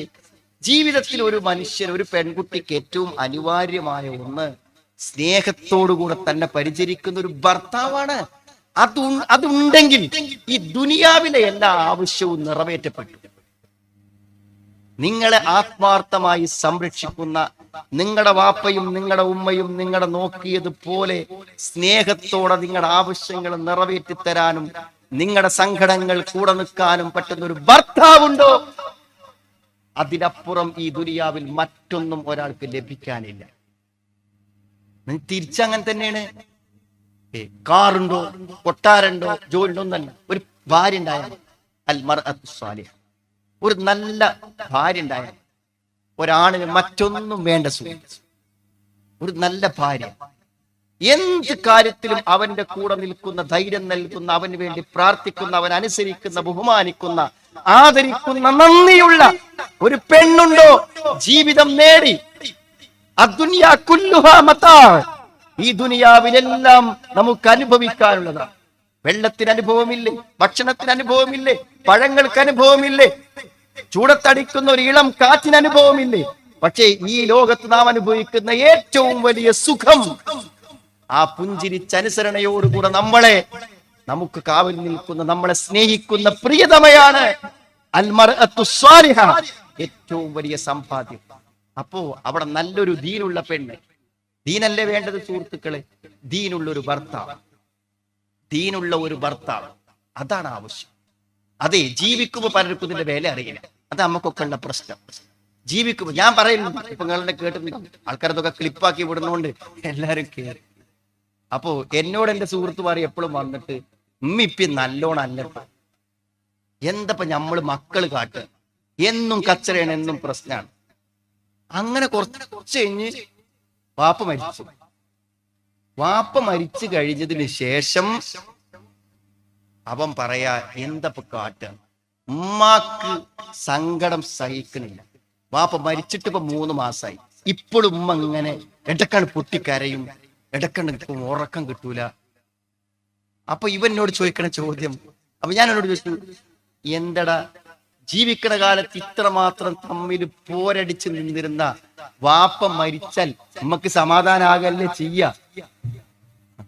അപ്പോ അതിനവൻ പറഞ്ഞ മറുപടി, ഉമ്മാന്റെ പ്രശ്നം എന്താ വെച്ചാൽ ഉമ്മ ഇങ്ങനെ ഇടയ്ക്ക് കരയുമ്പോ പറയും, എന്താണ്, വാപ്പനോട് നല്ലോണം നിൽക്കാൻ പറ്റിയില്ലല്ലോ. അതത്ര സങ്കടം. വാപ്പ പോയല്ലോ എന്നുള്ളതല്ല സങ്കടം, ഇത്ര കാലം ഒന്നിച്ചു നിന്നിട്ട് ഒരു ദിവസവും കൂടി നല്ലോണം നിൽക്കാൻ പറ്റിയില്ലല്ലോ. സുഹൃത്തുക്കളെ, നമുക്ക് ആർക്കും അറിയില്ല. ഞാൻ പറയാം, ഈ ഭാര്യമാരൊക്കെ നമ്മുടെ ജീവിതത്തിൽ എത്രയാണ് അവർ നമ്മുടെ ജീവിതത്തെ സഹായിക്കണത് എന്നുള്ളത് എന്താ അറിയങ്ങള്? അവളെങ്ങാനും നേരത്തെ മരിച്ച ജനാസ കഴിഞ്ഞ് വീട്ടിൽ വന്ന് എല്ലാരും പിരിഞ്ഞു പോയിട്ട് ആ കോലായിൽ ഇരിക്കുമ്പോൾ നമുക്ക് മനസ്സിലാകും, നമ്മുടെ വീട്ടിൽ നിന്ന് ഒരു മിനിറ്റ് പോലും പുറത്തു പോകാതെ നമുക്ക് വേണ്ടി ജീവിച്ചൊരു പെണ്ണിന്റെ വില ആ മുഖത്ത് മണ്ണ് വീഴുമ്പോൾ അറിയും. അതുവരെ ഒരു പുരുഷനും അത് അറിഞ്ഞിട്ടുണ്ടാവില്ല. അതേപോലെ സുഹൃത്തുക്കളെ, രോഗം വന്ന് നോക്കാൻ കഷ്ടപ്പെട്ട് എടുത്തുകൊണ്ടുപോയി ഡയാലിസിസിന് കൊണ്ടുപോയി കഷ്ടപ്പെട്ട് ഭക്ഷണം ജ്യൂസാക്കി പൈപ്പിൽ കൊടുത്ത് എടുത്തുകൊണ്ടുപോയി ബാത്റൂമിൽ കൊണ്ടുപോയി മലവും മൂത്രവും വൃത്തിയാക്കി വർഷങ്ങളോളം കൂടെ നിന്നിട്ടും ബോധരഹിതനായി കിടക്കുന്ന ഭർത്താവ് അവസാനം പൾസ് കുറഞ്ഞ് മരിച്ചെന്ന് ഡോക്ടർ പറഞ്ഞപ്പോൾ ആ സ്ത്രീ ഒരു മെസ്സേജ് അയച്ചു. എന്താ മെസ്സേജിലുള്ളത് എന്നറിയൂ? മരിച്ചതുപോലെ കിടക്കുകയാണെങ്കിലും എനിക്കൊരാളുണ്ടായിരുന്നു. മരിച്ചതുപോലെ ഒരു മൂലയിൽ കിടക്കുകയാണെങ്കിലും എനിക്കൊരാളുണ്ടായിരുന്നു. ഇനി എനിക്കാരുണ്ട് എന്നവർ ചോദിക്കുന്നു. അതൊരു ധൈര്യമാണ്. ആ ഭർത്താവ് ഒരു ധൈര്യമാണ്. പക്ഷെ ഇതൊക്കെ ദീനുണ്ടെങ്കിലേ നടക്കൂ. നമുക്ക് ദീനിന്റെ അളവ് എത്രയുണ്ടോ അതനുസരിച്ച് മാത്രമേ പോകുള്ളൂ. അല്ലെങ്കിൽ നമ്മുടെ കിബിറും നമ്മുടെ അഹങ്കാരവും മേധാവിത്വവും ഒക്കെ അവിടെ പ്രവർത്തിക്കും. കുറച്ച് ശമ്പളം, കുറച്ച് വരുമാനം, കുറച്ച് ചൊറുക്കും, കുറച്ച് തൻ്റെടൊക്കെ ഉണ്ടെങ്കിൽ അതാണ് നമ്മളെയൊക്കെ വലിയ മുതൽക്കൂട്ടെങ്കിൽ ഓലൊക്കെ കൊണ്ടടക്കണമെങ്കിൽ വലിയ പണിയാണ്.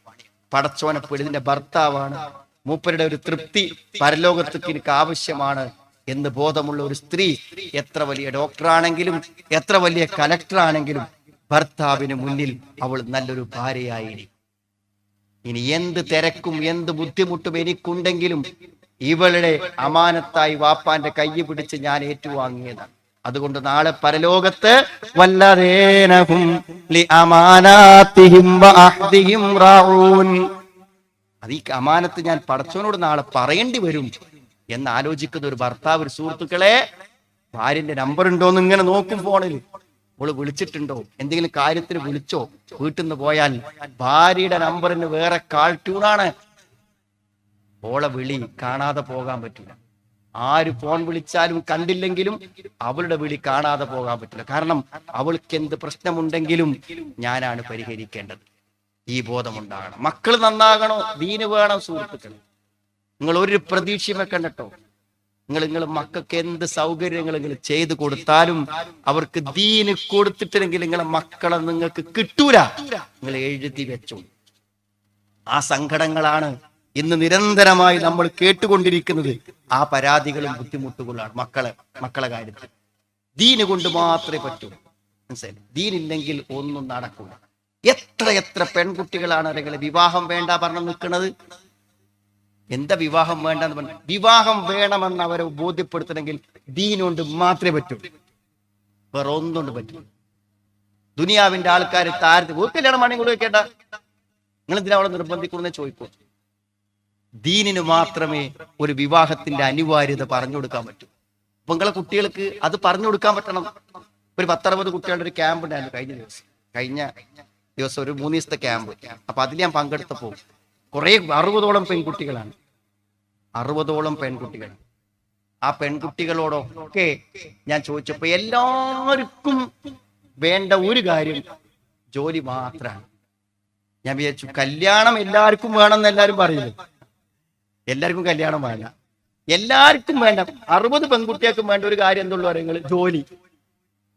അതേ വേണ്ടുള്ളൂ. സാധാരണഗതിയിൽ 60 പെൺകുട്ടികൾക്കും വേണ്ട കാര്യം ഇപ്പൊ എന്താണ്? കല്യാണമല്ലേ. അത് 60 ആക്കും വേണ്ട. അത് നമുക്ക് കുടുങ്ങാണെങ്കിൽ ചെയ്യാന്നുള്ളത്. പാപ്പ ഇനി വല്ലാതെ ഇടങ്ങേറാക്കുകയാണെങ്കിലും വല്ലാതെ ബുദ്ധിമുട്ടാകണമെങ്കിലൊക്കെ അപ്പൊ ആലോചിക്കാൻ. സുഹൃത്തുക്കളെ, അവിടേക്ക് എന്ത് എത്തി?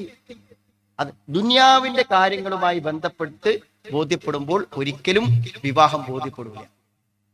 വിവാഹത്തിലൂടെ നേടാവുന്ന കാര്യങ്ങൾ എന്താണെന്ന് പറഞ്ഞു കൊടുക്കാൻ ദീന് കൊണ്ട് മാത്രമേ പറ്റുള്ളൂ. വേറൊന്നുകൊണ്ട് പറ്റൂല. നമ്മുടെ മക്കൾ, ആൺകുട്ടികൾ വഴിതെറ്റിപ്പോവാണ്. എന്തൊക്കെ സൗകര്യങ്ങളാണെന്ന് അറിയുന്നത്, എന്തൊക്കെ സൗകര്യങ്ങളാണ്. ഒരേ പ്രായമുള്ള 10ഉം 20ഉം. ഇപ്പൊ പെരിന്തൽമണ്ണയൊക്കെ ഞാൻ രാത്രി 12 മണി കഴിഞ്ഞിട്ട് കാണുന്നത് 10ഉം 20ഉം ഒരേ പ്രായമുള്ള പയ്യൻ. ഒരു +2, +1 ഡിഗ്രി പഠിക്കണം. ഇറങ്ങി നടക്കുക. അവിടുത്തെ കടകളിലും ഷോപ്പുകളിലും അങ്ങാടികളിലും ഒഴിഞ്ഞ ലൈറ്റ് എത്താത്ത ഇരുണ്ട ഇടങ്ങളിലുമെല്ലാം അവർ നടക്കും. എന്തൊക്കെ ദുനിയാവിലുണ്ടോ അത് മുഴുവൻ അനുഭവിച്ചിട്ടാണ് എല്ലാ വീട്ടിലെ കുട്ടികളും പോകണം. മര്യാദക്ക് സമയത്ത് വീട്ടിലെത്തി സമയത്ത് പള്ളിയിൽ പോയി വാപ്പനെയും ഉമ്മനെയും പരിഗണിച്ച് തന്റെ പുസ്തകവും പാഠപുസ്തകങ്ങളും പഠിച്ച് പരീക്ഷ എഴുതി മാന്യമായി പക്വതയോടെ നിങ്ങളൊരു മകൻ ജീവിച്ചു പോകണമെങ്കിൽ ഓന് ദീനാണ് കിട്ടണം. വേറെ ഒന്നുകൊണ്ടുമോ നന്നായി കിട്ടൂല. അതുകൊണ്ട് എല്ലാ കോച്ചിങ് ക്ലാസ്സും എല്ലാ പരിശീലനം കഴിഞ്ഞ് അവസാനം പിടുത്തം കിട്ടാതെ വരുമ്പോൾ മൗലവിമാരെ ഫോണൊക്കെ വിളിക്കുക, സംഘടനയുടെ സെക്രട്ടറിമാരെ ഫോണൊക്കെ വിളിക്കുക, നമ്മുടെ സ്റ്റുഡൻസിന്റെ ഫോണൊക്കെ വിളിക്കുക. ഇങ്ങനെ ഒരു പയ്യുണ്ട്, ഓന്റെ കാര്യത്തിൽ നിങ്ങൾക്ക് എന്തെങ്കിലും ചെയ്യാൻ പറ്റുമോ എന്ന് അവസാനമായി ചോദിക്കും. അതുകൊണ്ട് സുഹൃത്തുക്കളെ, കാത്തു നിൽക്കണ്ട. ഇതൊരു മഹല്ല് സംഘമാണെങ്കിൽ ഞാൻ അവസാനിപ്പിക്കാം. എല്ലാ ആളുകളും നമ്മൾ ഒന്നിച്ചു നിന്ന് നമുക്കിനി അതിന് കാത്തു നിൽക്കാനില്ല സുഹൃത്തുക്കൾ. നമുക്ക് അള്ളാഹുവിന്റെ തൗഫീക്ക് കൊണ്ട് ഈ ഇടത്തനാട്ടുകളിലെ എല്ലാ പ്രദേശങ്ങളിലും നമുക്ക് കൂടിയിരിക്കാൻ പള്ളികളുണ്ട്, മദ്രസകളുണ്ട്, ലേണിംഗ് ക്ലാസ്സുകളുണ്ട്, നമുക്ക് ആസ്ഥാനമുണ്ട്, ദാറുൽ ഖുർആനുണ്ട്, എല്ലാം ഉണ്ട്. നമുക്ക് വേണ്ട എല്ലാം, നമ്മുടെ മക്കൾക്ക് വേണ്ടത്, നമ്മുടെ വയോജനങ്ങൾക്ക് വേണ്ടത്, നമ്മുടെ ദമ്പതികൾക്ക് വേണ്ടത്, നമ്മുടെ ചെറിയ കിഡ്സിന് വേണ്ടത് എന്താണോ ദീനിയായി കൊടുക്കേണ്ടത് അത് ബോധപൂർവം വിഷയങ്ങൾ തിരഞ്ഞെടുത്ത് പരിശീലന ക്യാമ്പുകളായി, പ്രീ മെരിറ്റൽ കൗൺസിലിംഗായി, തസ്കിയത്ത് ക്ലാസ്സുകളായി, വിജ്ഞാന വേദികളായി നമ്മുടെ മഹല്ലുകളിൽ നിരന്തരം നടന്നുകൊണ്ടിരിക്കണം.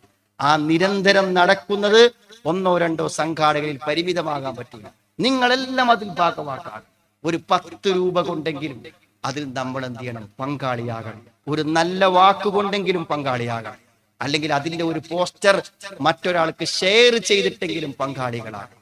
അങ്ങനെ നമ്മുടെ മഹല്ലുകളിൽ ഒരു ദീനിയായ മാറ്റത്തിന്, ഒരു പരലോകബോധം സ്ഥാപിച്ചെടുക്കാൻ, തൗഹീദിന്റെ ശരിയായ വിശ്വാസങ്ങളെ വ്യക്തതയോടുകൂടെ മനസ്സിലാക്കി കൊടുക്കാൻ, വരും തലമുറയെ ദീനുള്ളവരായി വളർത്താൻ നമുക്ക് കൂടി നിന്ന് സാധിക്കും.